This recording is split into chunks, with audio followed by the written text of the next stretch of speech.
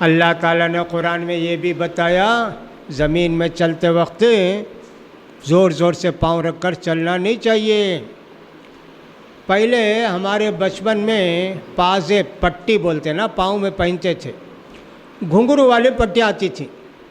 ویسے عرب میں رواج تھا گھنگرو والی پٹیاں عورتیں استعمال کرتی، بچیوں کا بھی کبھی وہ چاندی کی پٹی گھنگرو پٹی لے کر دیتے، بچیاں چلتی ہیں چھن چھن چھن چھن آواز آتی ہے۔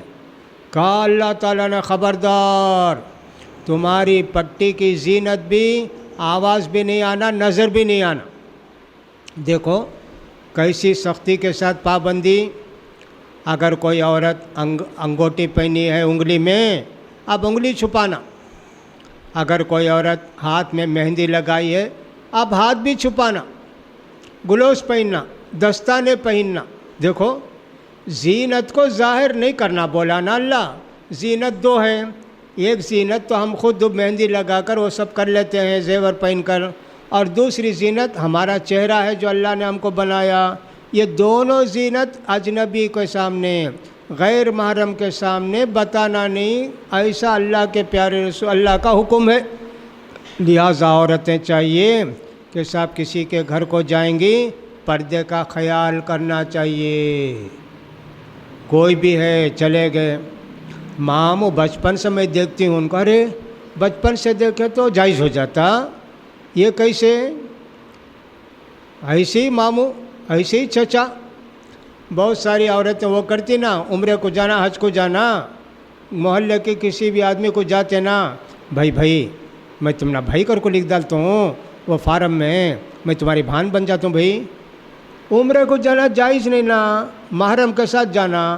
گلی میں ہے، روڈ میں ہے، محلے میں، تمہارا بھائی کیسے بن گیا، تمہارے ماموں کیسے بن گئے؟ یہ سب غلط باتیں ہیں، اس کا خیال کرنا چاہیے۔ ہمارے ہاں پردے کا خیال کرتے نہیں۔ بھاوج بھابھی ہرگز اپنے دیور اور جیٹھ کے سامنے چہرہ کھلا نہیں رکھے گی۔ پردہ کرنا، کیسا مولوی صاحب ایک ہی گھر میں رہتے، ہوتا نہیں نا پردہ کرنے؟ جو ساڑی ہے کچھ بھی ہے نا اسی کو اوڑھنی ہے نا، گرا لیتے چہرے پر، جاتے آتے ہوتا۔ اس کا خیال کرنا چاہیے۔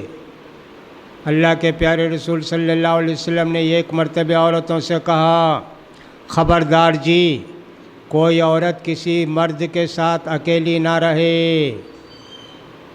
ایک صحابی نے پوچھا، اللہ کے رسول دیور جیٹھ وہ گھر میں رہے تو کہا، رے وہ تو بڑا خطرہ جی، موت نہیں رہنا۔ معلوم یہ ہوا کہ اگر گھر میں بھاوج ہے، ایک ہی گھر میں دو بھائی رہتے ہیں، ایک کی بیوی ہے، ایک دوسرے باہر گئے ہیں، باہر کھڑے رہنا، اندر نہیں آنا کہ بھابھی ہے تمہاری، تمہارا بھائی آئے گا تو پھر ان کے ساتھ آنا۔ اس واسطے الگ الگ گھر رہنا بہت اچھا ہے، نہیں تو یہ گھر میں دیوار اٹھا کے بنا کے الگ رکھنا اچھا ہے۔ پردے کا ایسا حکم ہے۔ کہا اللہ کے رسول نے اگر کوئی عورت ہے اس کے ساتھ کوئی الگ مرد رہتا ہے، شیطان تیسرا رہتا ہے، ان دونوں کو کسی بھی طرح دل میں وسوسے ڈالتا ہے، لہٰذا اس کا بھی خیال کرنا چاہیے۔ ہمارے گھر میں جو رشتہ دار آتے ہیں، الحمدللہ السلام علیکم، وعلیکم السلام، پردہ کرنا ہے کہ پردے کے پیچھے سے آؤ بیٹھو، تھوڑی دیر میں فلاں آئیں گے، بیٹھو، یہ نہ کر کے بیٹھو میں چائے بنا کو لاتا ہوں، میں تمہارا مکسچر لا کو رکھتا ہوں، مٹھائی رکھتا ہوں۔ ارے محرم ہے تو ٹھیک ہے، جیسے کہ میں نے کہا چچا ہیں، ماموں ہیں، تمہارے بھائی ہیں، ہاں ٹھیک ہے، چچیرے بھائی ہیں، مولرے بھائی ہیں، خلیرے بھائی ہیں، یا یہ کہ صاحب تمہارے خالو ہیں، یا یہ کہ تمہارے پھوپھا ہیں، پردہ کرنا نا ان کے سامنے نہیں کرتے۔ دیکھو اللہ نے قرآن میں پردے کی آیت نازل کی، لیکن ہمارے گھروں میں بے دینی ہونے کی وجہ سے، بچپن سے اس کا سب خیال نہیں کرنے کی وجہ سے یہ سب مصیبتیں آ گئیں۔ کوئی آدمی یہ کہہ سکتا ہے میں بچپن سے اسے دیکھتی تھی، ان کے ساتھ پردہ نہیں کرتی تھی، اب میں پردہ کری تو انہوں کیا سمجھیں گے، ان کے دل میں کیا طبی آئیں گا نا، ان کے دل میں طبی آن دے، دماغ میں طبی آن دے۔ اللہ کے رسول کی بات ماننا ضروری ہے۔ اللہ کے رسول کی بات پر عمل کرنا ضروری ہے.